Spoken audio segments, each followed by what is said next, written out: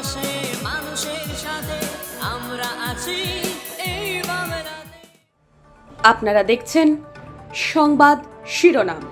দেখলেন তো অনেক কিছু, এবার দেখুন নতুন কিছু।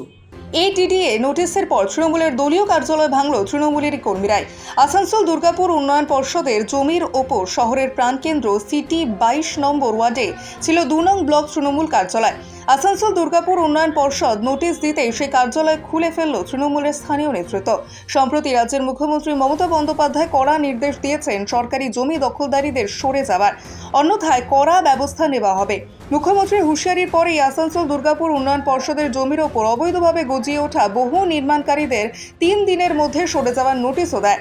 তারপরেই সেই কার্যালয় সরিয়ে নিতে দেখা যায় তৃণমূল কর্মীদের। 2 নম্বর ব্লক তৃণমূলের সভাপতি উজ্জ্বল মুখোপাধ্যায় বলেন, সরকারি জমির ওপরই এই কার্যালয়টি ছিল। 2 দিন আগে একটি নোটিশ দিয়েছিল আসানসোল দুর্গাপুর উন্নয়ন পর্ষদ। সেই নোটিশে বলা হয়েছিল 3 দিনের মধ্যে জায়গা খালি করার কথা। সেই নির্দেশ মেনেই আমরা দলীয় কার্যালয় ভেঙে দিচ্ছি নিজেরাই, পরে সরকারি জায়গায় না করে অন্য কোনো জায়গায় দলীয় কার্যালয় করব। না না না, এটা একটু সম্পূর্ণ ভুল হলো। এটা সরকারি জমি দখল করে হয়নি, অফিসটা অনেকদিন আগেই হয়েছিল। আমরা এটাকে রিনোভেট করেছিলাম 22 নম্বর ওয়ার্ড অফিস বলে। পরবর্তী ক্ষেত্রে আমি যখন ব্লক সভাপতি হই তখন এটা 2 নম্বর ব্লকের বিভিন্ন মিটিং মিছিল চলছিল। এখন কোনো দিন কেউ কখনো কিছু বলেনি। এখন আমাদের যখন এডিডি এর পক্ষ থেকে একটা এখানে বিজ্ঞপ্তি একটা নোটিশ দেওয়া হলো যে এটা আনঅথরাইজ কনস্ট্রাকশন এবং এটাকে 3 দিনের মধ্যে ভেঙে দেওয়া উচিত, বা যদি না ভাঙেন তাহলে আমরা ভাঙবো। আমি ওটা পাওয়ার পরে এডিডিএকে কনফার্ম করলাম যে একদম সত্য কথা, এই জায়গা আমাদের নয়, দীর্ঘদিন ধরে চলে আসছে, কিন্তু কেউ কখনো বলেনি। আজকে সরকারের প্রয়োজন, সরকারের জমি সরকারকে নিশ্চয়ই দিতে হবে। এবং যে জায়গাতে আমাদের মাননীয় মুখ্যমন্ত্রী, বাংলার মুখ্যমন্ত্রী, তিনি বলেছেন মাত্র কয়েকদিন আগে, আপনারা জানেন, যে দখল মুক্ত করতে হবে জমি, সেই জায়গায় আমরা আপনি আচরি ধর্ম অপরে শেখাও যদি না করি, তৃণমূল কংগ্রেস দখল করে আছে, এই আঙুলটা আমাদের দিকে করলে তো ঠিক না। তার জন্য আমি সিদ্ধান্ত নিলাম যে আগে আমরাই অফিসটাকে এখান থেকে নিজের হাতে আমরা ডিমলিশ করবো।